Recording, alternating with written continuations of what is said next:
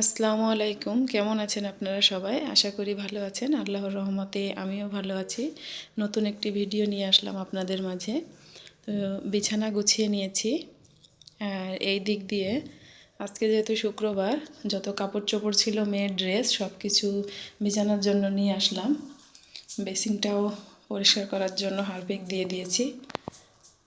ছেলেটার শরীর একটুও ভালো না, কিছু খেতে চাচ্ছে না। তো যেহেতু মন আজকে বাসায় আছে, ভাত খাওয়ানোর চেষ্টা করছে মোবাইল দেখিয়ে। খেতে চাচ্ছেন। আব্বু খাচ্ছেন? আব্বু, আব্বু রে, মোবাইল দেখায় ব্যস্ত। ও, আমি রান্না করব, তার জন্য মাছ বের করতে আসলাম। কালকে আম্মু যে মাছ দিয়েছিল, বাটা মাছ, ওই মাছ রান্না করব আজকে। মাছগুলো আগে ভিজিয়ে দিই।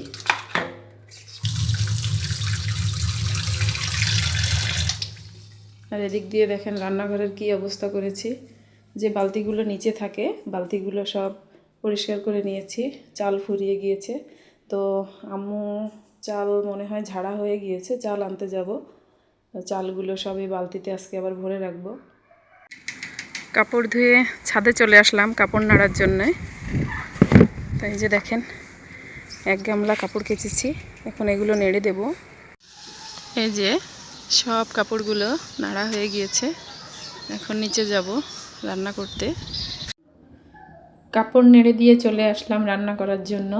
তাই যে বাটা মাছ লবণ হলুদ মাখিয়ে নিয়েছি, এখন ভেজে নেব।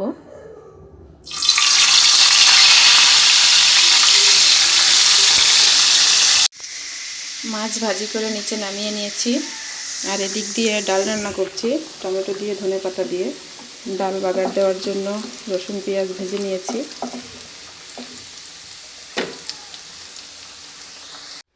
ডাল বাগার দিয়ে নিয়েছি, আর এই পাশ দিয়ে বেগুন ভাজি করব। বেগুনে লবণ হলুদ মাখিয়ে নিয়েছি, এখন বেগুনগুলো ভেজে নিই।